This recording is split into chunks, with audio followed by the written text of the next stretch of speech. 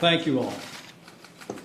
Prime Minister Markovic, Prime Minister Zaev, Prime Minister Brnovich, Prime Minister Zera, Prime Minister Plenković, Prime Minister Rama, President Thaci, Minister Zvizic, distinguished guests, it is my great honor to join you today to celebrate the progress of the Western Balkans here at this historic Adriatic Charter Summit.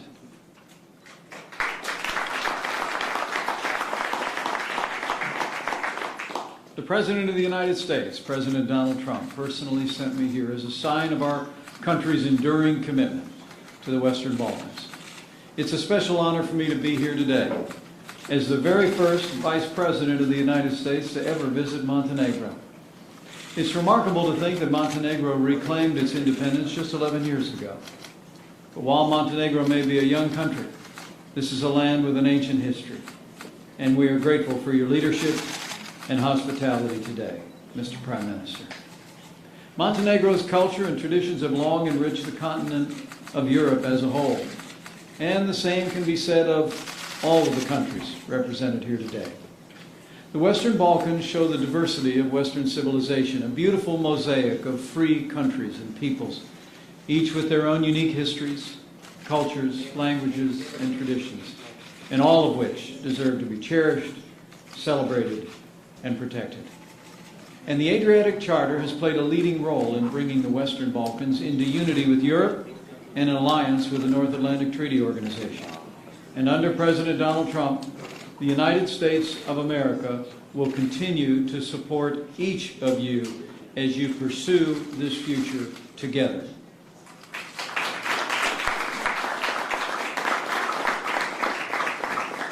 The Adriatic Charter itself is a testament to the United States' commitment to the Western Balkans and to Europe as a whole. Established in 2003, the Adriatic Charter serves our shared vision, and the United States of America remains committed to this day to a Europe whole, free, and at peace.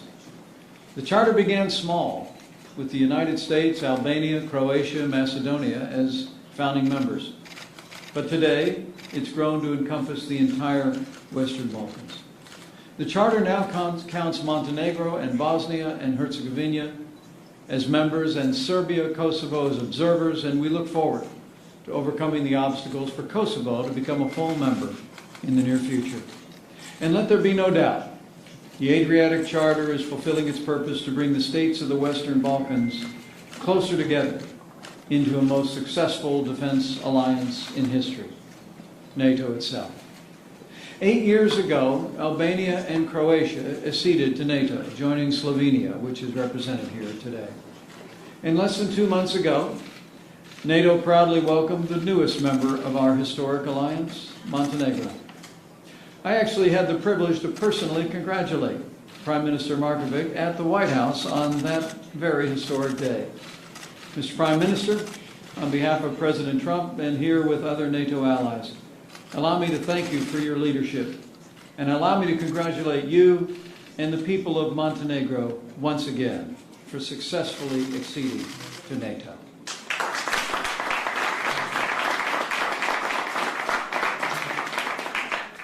My friends, Montenegro's accession proves that NATO's open door remains open, and so will it always be for those European countries that share our values, contribute to the common defense, and strive to achieve security, prosperity, and freedom for their people. And to all the leaders gathered here, let me assure you, under President Donald Trump, the United States will continue to stand with you as you pursue your European future together. Whether your future is in NATO, the European Union, or both, the United States supports you, because either path will strengthen Europe. And as President Trump said during his historic trip to Poland, in his words, quote, "A strong Europe is a blessing to the West and to the world." And by bringing the Adriatic ever closer to the Atlantic, we can ensure a brighter future not only for the Western Balkans, but for the West itself.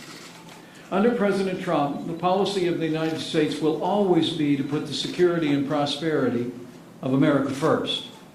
But as the President has made clear, and I hope as my presence here today demonstrates, America first does not mean America alone.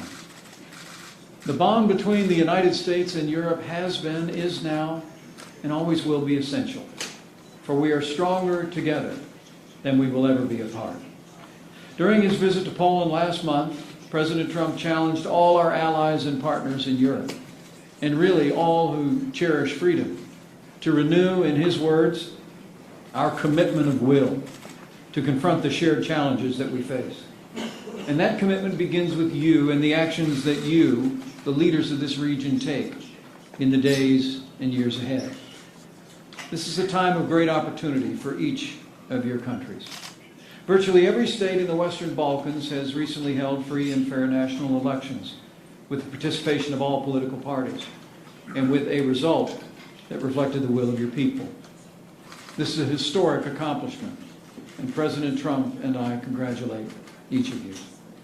You belong to a new generation of Balkan leaders, and this is a historic moment for progress in the Western Balkans. And so I urge you with great respect to make the most of this moment. You have the opportunity to settle grievances of the past and bring people of different backgrounds and beliefs together in pursuit of the common good. You can strengthen your economies and open the pathway to prosperity for your people through tax and regulatory reform. You can tackle corruption and build accountable and transparent governments which will deliver on the highest aspirations of your people and build confidence among those who would invest in the prosperity of your future. The task before you requires courage, but your fellow citizens have placed their trust in you. They believe in your ability to help them realize their dreams for a more prosperous and peaceful future, and so do we. You know, as they say in Montenegro, in good times it's easy to be good, but in adversity, heroes are recognized. So today, with great respect, I urge each of you to be the heroes your people deserve. Unlock the vast potential of your countries and realize on our shared dream of a Europe whole, free, and at peace. Under President Trump, be assured, the United States will continue to support the Western Balkans as you take these important steps toward good government, democratic reform, and the rule of law. We'll continue to support the Dayton Accords and the principles they represent. And we're committed to dialogue between Serbia and Kosovo to fully normalize relations between them. And throughout the Western Balkans, the United States will partner with your citizens to foster a vibrant civil society, a free and independent press, and an economy that opens opportunity for all who seek it. And we must never forget that security is the foundation of our prosperity. In the United States, I can assure you, will continue to partner with each of you as you promote security in the Western Balkans and beyond. We'll continue to forge strong relationship between your armed forces and the armed forces of the United States, training alongside you and partnering with you to professionalize your militaries even further. We'll continue to build your capability to operate alongside NATO and other Western forces. And the United States will partner with you to reduce your dependency on legacy Soviet and Russian military hardware. But as President Trump has made clear, your defense requires your commitment as much as ours. Collective defense is the essential foundation of the NATO alliance, and President Trump has made it clear that the United States expects all our allies and all who would wish to join our alliance to meet the minimum commitment of spending at least 2% of their gross domestic product on their own national defense. This investment is necessary to keep our solemn pledge that an attack on one is an attack on all. This oath requires action, and every NATO member and NATO aspirant must renew their commitment to our common defense, and they must renew it now. We must shoulder this responsibility together because the dangers we face are growing and changing every day. Throughout my trip, I've met the brave men and women in uniform of the armed forces of the United States and our allies and our strategic partner. I'm always inspired. They're the best of us. And along with so many of your citizens in Europe and across the wider world, they stand on the front lines of freedom. Their service and their sacrifice keep our families safe and our freedom strong. These heroes stand guard at a pivotal time For our world is now a more dangerous place than at any point since the collapse of communism a quarter of a century ago. As President Trump said in Poland, we're now confronted by adversaries, as he said, from inside and out, from the South and the East, that threaten to undermine our values and erase the bonds of culture, faith, and tradition that make us who we are. And no enemy is more widespread than the global menace of radical Islamic terrorism. Terrorism threatens us all, from the Western Balkans to Western Europe to the United States. It was less than 1 year ago that many of your countries disrupted the ISIS-inspired plans for coordinated attacks in Albania, Kosovo, and Macedonia. The United States is grateful for your contributions in the global campaign to defeat ISIS and in the fight against terror in Afghanistan. Our shared sacrifices on the field of battle have only brought us closer and strengthened our commitment to freedom. And make no mistake about it, President Donald Trump and the United States of America, under his leadership, will not rest, we will not relent until we hunt down and destroy ISIS at its source, so it can no longer threaten our people, our allies, or our way of life.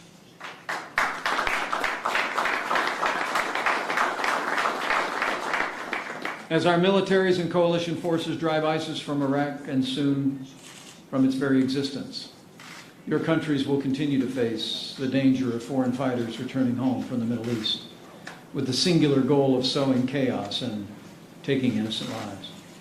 We must be vigilant to this threat, a cancer in our countries, and we must be prepared to cut it out before it can fester and grow.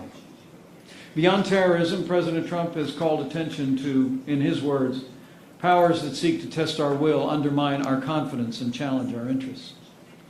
In recent days, we've seen the completion of Venezuela's collapse into dictatorship.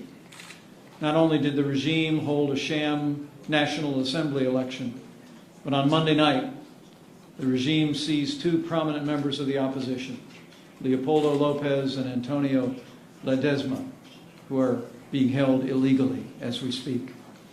President Trump said yesterday the United States condemns the actions of the Maduro dictatorship and that we will hold Maduro personally responsible for the health and safety of these two brave men. The United States calls on all who cherish freedom to condemn the Maduro regime for its abuse of power and its abuse of its own people. Venezuela deserves democracy, and the Venezuelan people deserve freedom. Beyond the Western Hemisphere, over the past week, the world witnessed again the grave and growing threat posed by missile capabilities in the hands of dangerous regimes in North Korea and Iran. Both regimes conducted provocative launches over a 24-hour span. Their actions have brought them closer to threatening our partners in their regions, our transatlantic alliance, and the American homeland itself. In these times of widening threats and provocations, more than ever before, we must stand together in defense of all that we hold dear. We all have a vital role to play, for all the countries gathered here today loom large in the tapestry of freedom. Here in Europe, we must be resolute and uncompromising in the face of aggression from an unpredictable country that casts a shadow from the East as well. As you well know, Russia continues to seek to redraw international borders by force. And here in the Western Balkans, Russia has worked to destabilize the region, undermine your democracies, and divide you from each other and from the rest of Europe. Russia's intentions were laid bare over the past year when Moscow-backed agents sought to disrupt Montenegro's elections, attack your parliament, and even attempt to assassinate your prime minister to dissuade the Montenegrin people from entering our NATO alliance. President Trump has called clearly on Russia to cease its destabilizing activities. And I can assure you, the United States of America rejects any attempt to use force, threats, or intimidation in this region or beyond. The Western Balkans have the right to decide your own future, and that is your right alone.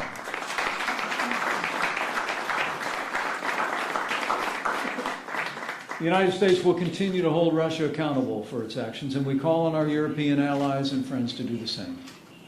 In a further sign of our commitment, very soon President Trump will sign legislation to strengthen and codify the United States' current sanctions against Russia. Let me be clear. The United States prefers a constructive relationship with Russia based on mutual cooperation and common interests. But the President and our Congress are unified in our message to Russia. A better relationship and the lifting of sanctions will require Russia to reverse the actions and conduct that caused sanctions to be imposed in the first place. Finally, in these challenging times, President Trump has reminded us all that our fight, in his words, begins with our minds, our wills, and our very souls. So let us steel our minds, strengthen our wills, and refresh our souls. For if we do, as the President has said, the West will never, ever be broken. Our values will prevail. Our people will thrive. And our civilization will triumph. My friends in the Western Balkans, we gather at this historic Adriatic Charter Summit with the weight of history on our shoulders. For 15 years, the United States has helped guide your countries as you walk the path toward peace at home, unity in Europe, and allied for our common defense. You need only seize the day. Take this opportunity through your actions to draw even closer to each other and to the West. Complete the unfinished business of the Western Balkans and finish the journey that we started together so many years ago. And as I say these words of admonition, I have faith. I have faith you will succeed. We'll succeed together. Because I have faith in strong and good people of this region. I have faith in their aspiration and determination to embrace freedom for this generation and the next. And I have faith in the beautiful tapestry of belief that I have seen as I've traveled across Europe in recent days. I've seen many creeds, many rich and ancient traditions, but in them all, I've witnessed the power of faith to stir the soul and rekindle and renew the spirit. For as the good book says, where the Spirit of the Lord is, there's freedom.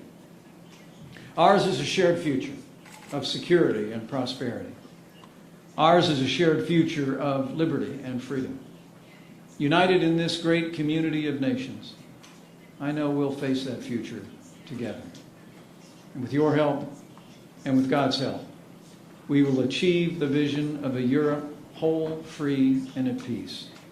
And so I say with confidence, with the courage of your people, with the commitment of this brave new generation of Western Balkan leaders, with the strength of President Donald Trump and the United States of America, and with firm reliance on Almighty God, the future for the Western Balkans, the West itself, and the future of freedom is bright, brighter than ever before.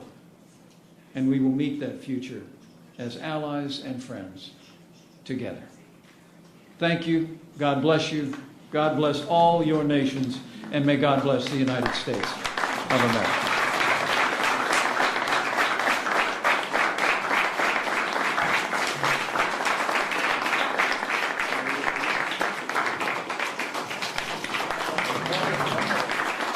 Thank you.